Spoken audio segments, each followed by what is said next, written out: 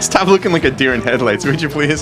Santa Clarita's hometown station, AM 1220 KHDF, the Gazette Radio Hour. I'm sitting here depressed because Perry doesn't like our song that we come in. We'll come up with another song. He said it's depressing. I just want to be a little more upbeat. You know? Well, if you listen to the show, the show's positive. You get a lot of words out there. So, Perry, there's we got all these debates coming up, right?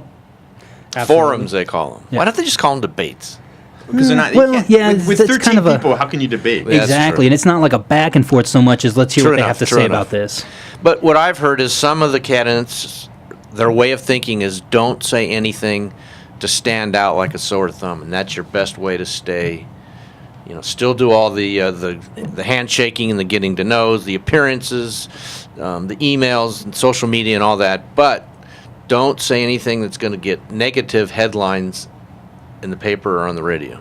Well, yeah, I've heard that the negative message is not one you generally want to put out there because voters kind of turn off from that. But at the same time, how are you going to distance yourself if you get in the incumbent shuffle, as it were? They have the advantage. You don't want to.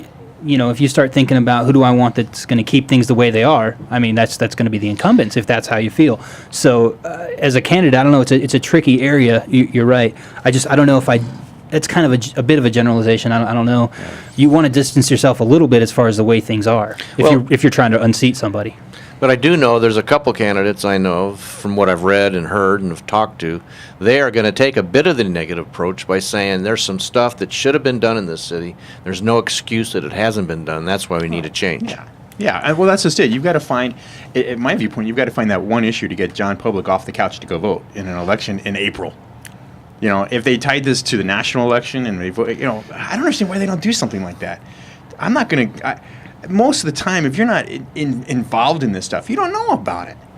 Yeah, logically, that makes a lot of sense. If you want to just, as far as like you were saying, distance yourself, pick one issue and be the stand, but then you're gambling that one issue is going to be overarching and going to motivate people to the polls. And the reality is, not a lot of people are motivated to get to the polls. Yeah. Not a lot of people. The turnout's generally less than 10% in these types of elections. So, I mean, maybe there's something to be said for getting into the candidate shuffle and then just hoping your name stands out somehow. For some reason, Yeah. right? And put your name up by the polling places. A repetition. You know what I thought the most effective thing Tim Ben did, from my perspective as an outsider, was that he was out there on the morning of the election with a big huge sign, Right. waving hands, and he had that sign on the freeway that was on private property. As Right. you come up on the 5, you vote Tim Ben Boyson. I mean, the sign I think was taller than me. I'm a big guy. Yeah. It was a huge sign, and that got a lot of attention. And that's getting your name out there. So you're Right. going to see that every day because a lot of people commute. Well, what was subtle about that, and I caught this, is that every sign he had around Election Day pointed to a polling place. Absolutely, that was which another is thing. brilliant because,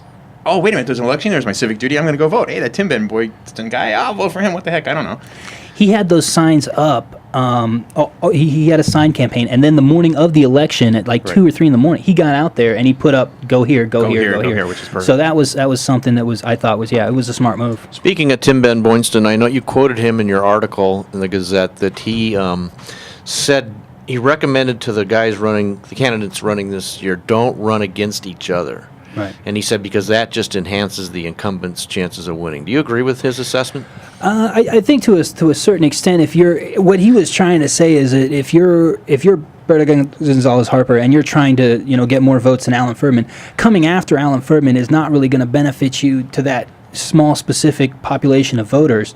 Going after Lurie West is going to help you a lot more because that was I think the gist of what he was saying, and in that most people are going to recognize the incumbents anyways. Right. So if you're sitting there tearing down somebody that nobody's really going to vote for or knows their name as much in the first place, not to say that that's the case for Alan or Berta, but you know what I mean? If you have that name recognition going for you, then you want to attack that name recognition.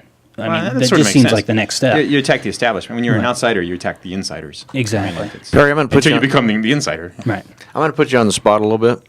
Because well, now I've told you I'm not going to give any opinions on any candidates. I got to cover this non-biased, unbiased. I'm not talking about that. Right. Okay. I was criticized for owning a newspaper by somebody, and they also criticized me, your company, the radio station, and the local daily paper. Never. I've never been criticized. I don't. No, it wasn't you specifically. Okay.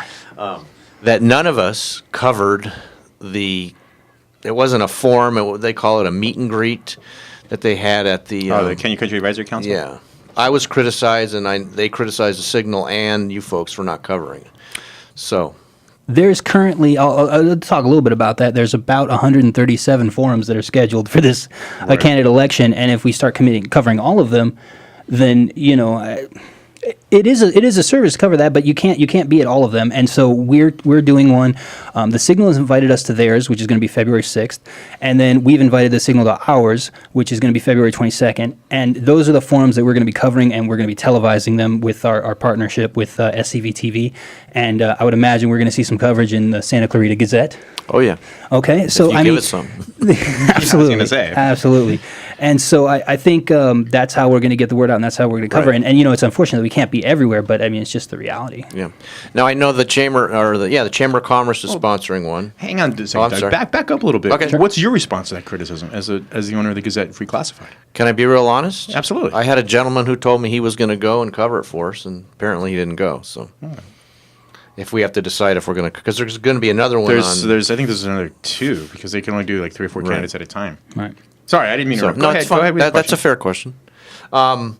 But I do think, real quick, here's what's on my mind and in a lot of folks' mind. Why is such a small sliver of the population of this city take part in these elections? Why don't more people Right. take part? Why don't more Where people vote? does the apathy come from? And again, I can only speculate. I'm not a political science major. I just, from the reactions that I get in the talking to people, a lot of people don't realize what city council is responsible for, what they do exactly when they have a connect. Sometimes they have an issue with schools, and they're like, well, why doesn't the city give more money to the schools? Well, it's a completely different entity. So I think there's a lot of that. You don't get involved unless you need to get involved type of attitude. I think you got to live your life, you got to do your job, you got to take care of your family, and that's primarily what you're doing if you're in the Santa Clarita Valley. You work, family.